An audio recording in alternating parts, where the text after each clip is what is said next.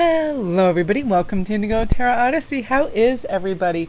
Oh my gosh, you guys, I have a quick, beautiful story. Yesterday, when I came home, Hagen goes, Mom, you gotta come look out the window.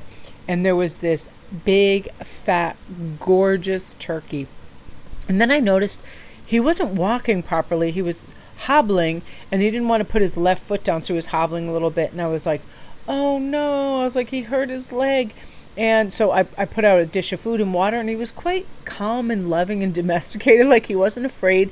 And after a while, I went and I had some stuff to do around the house. I came out, and he was all nestled in a big, long, like a bed of grass that had this long grass, and he got all snuggled in there, and he closed his eyes and he went to sleep. I was like, oh my God, he feels comfortable. Now, this is where it gets really cool. I look next to him, and Merlin, my crow that comes and sees me every day, is sitting right next to him on the chair that's about a foot away, just sort of like looking over him. I was like, but I got like full body chills. It was so sweet. And I actually called animal the animal like welfare league that picks things up if there's difficulties, and I just said, listen, I don't know if it's in your jurisdiction, but I have a big tom turkey here, and his leg seems hurt, and he's just taking a nap right now. And he is having real difficulty walking, and I was like, I don't think his leg is broke, but so there was nobody there because it was like exactly 4 o'clock, and that's when they close. So I come back a little ways later, and the turkey's gone. Like he had walked away. So apparently, the man called me back, and he said that they heal quite rapidly. If they bang it, they're very careful of it and they hardly want to walk on it, but it heals extraordinarily fast. And if it's not broken, it's like it just is like really rapid. So I was like, it was so wonderful to just see like this gentleness and this kindness, and that's really like the miracles are endless in this cow spirit, where animals just come to trust you and they chill out, and then like Merlin just kind of like sitting by him. It was amazing. And it wasn't for the food. Merlin didn't swoop down and try to get any food. He just was kind of like watching him and watching me. It was really wonderful. But honestly, the miracles are endless.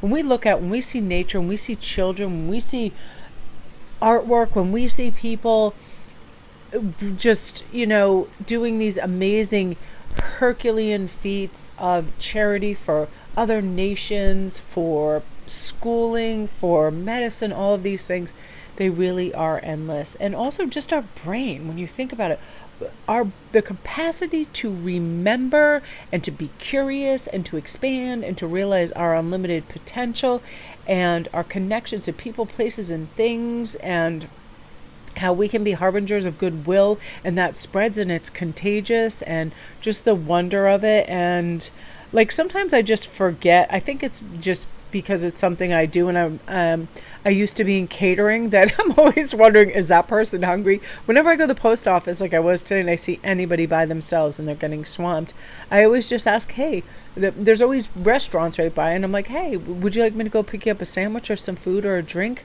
Because I am not kidding you when I say the majority of the time I go into our post office in Stanford, in a busy city, there is usually one postal worker doing everything. So if there's a glitch, the line can build very quickly, and it's a tough job, And weirdly enough, every mailman, post office person, they're really nice people. When you just talk to them, they're the greatest people. So that's another thing where I recognize this. And this acting as if, I love this. Act as if you already have everything you need. Act as if the creativity, the money, the beautiful relationship, the perfect house, the wonderful vacation is already happening.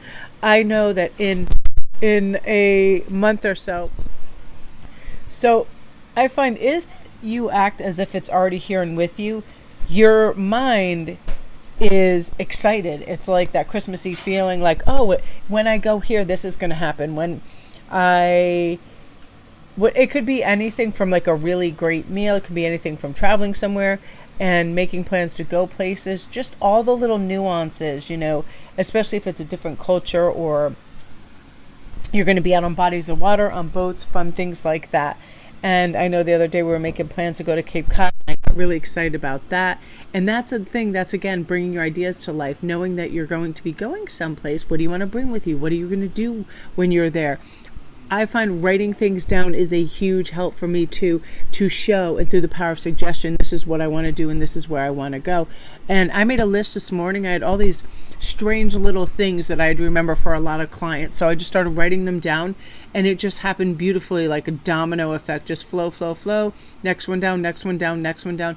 Writing it down in front of you. It's like your mind can make sense of it and put it in like an ordered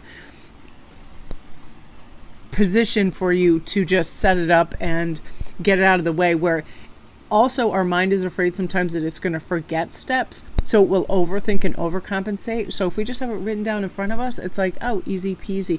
And also to remind yourself and say aloud, this is easy, I can do this. Like, it's simple. I'll say that, and because my mind conceives it that way, it ends up being that way. It ends up being easier for execution and without overthinking or overcomplicating. That's another strange thing that our mind can do for us. And we're talking about trying to simplify so we can move on to bigger, better things as well. So my beauties, that is what you are meant to hear today. Have a great day.